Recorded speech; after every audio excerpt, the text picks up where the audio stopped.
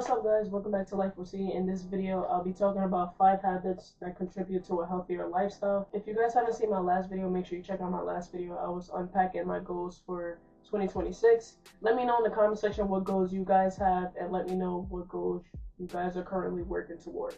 Everything that I'm talking about is based off of personal experience and things that work for me. I'm full aware that everybody's different and different things work for different people. These are just suggestions of things that work well for me, and I'm expressing them to you guys in hopes that it will also have a positive impact on your life as well. So the first habit that I have been doing for the past 4 years now is starting my morning off without my phone. I've noticed that starting your morning off without your phone, it does improve your focus.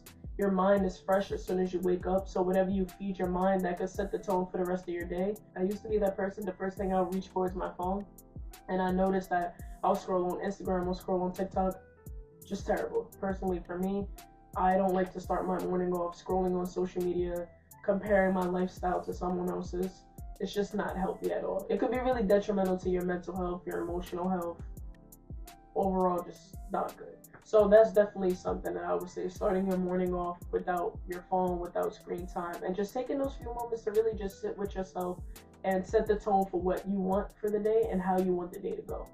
The second habit that goes hand in hand with me being an athlete and honestly just being a gym rat is exercising daily. So exercise could come in many different forms. It could come in the form of weightlifting, it could come in the form of yoga, it could come in the form of cardio, getting your steps in, all sorts of things like that. For me, this one comes pretty natural because I'm an athlete, so working out and going to the gym is already a part of my lifestyle. For someone else, exercising is really beneficial in terms of releasing endorphins, reducing cortisol, which is the stress hormone. But there's also times that you can work out, like I stated before, or get a good exercise without having to sweat as much or without having to move as much. So I also like doing yoga. Yoga is something that I like to implement throughout the week. So over the weekends, I'll do yoga on Saturday and Sunday, and sometimes during the week too. It really depends. It's a great way to stretch, improve your flexibility, your cardiovascular health.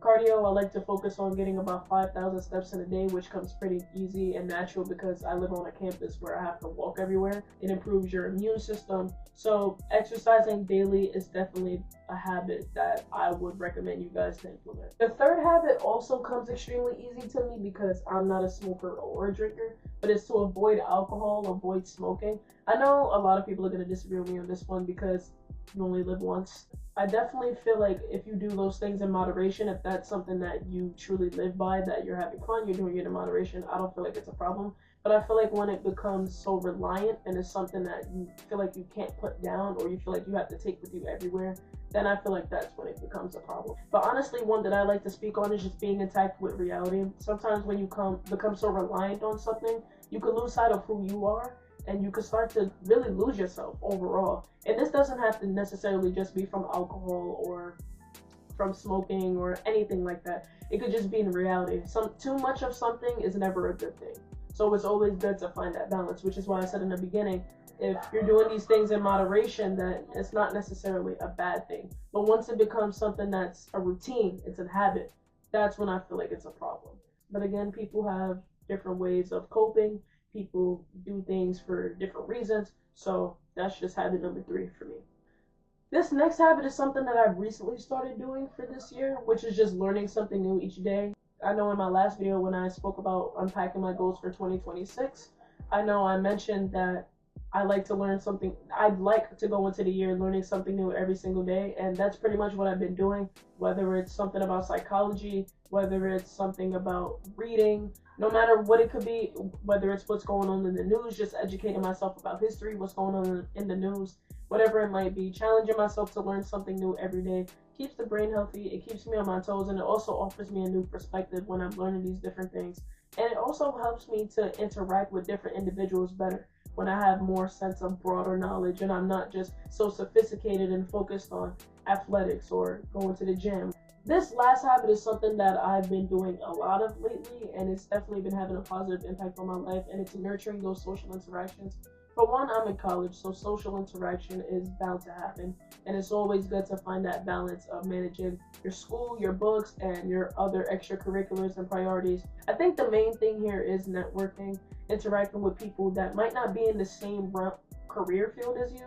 So I'm friends with people that do music, I'm friends with people who are psychologists. I'm also friends with somebody who's in the field that I want to go into, which is chiropractic, which is really nice because we could piggyback off of each other. I can always ask questions and bounce off ideas from them, and I can also get a head start on things that I might need as far as going into that career because I have that connection. Also, a misconception with relationships or nurturing social interactions is that it has to last or it has to be like a click. Not necessarily. You can have different people that you go to for different things, which I think is the benefit of just having those social interactions. You won't interact with everybody necessarily in the same way. Like I said before, too much of one thing is not a good thing, but again, finding that balance. Alright, you guys, so those are my 5 habits that contribute to a healthier lifestyle. And comment down below what goals you have for this year, and also comment down below how you guys feel about the habits that I expressed in this video, and if you have any habits of your own. And at the end of all my videos, I like to close out with the quote of the day, and the quote of the day is, "You will be attacked for doing the right thing, so just do it anyway." Take care, guys.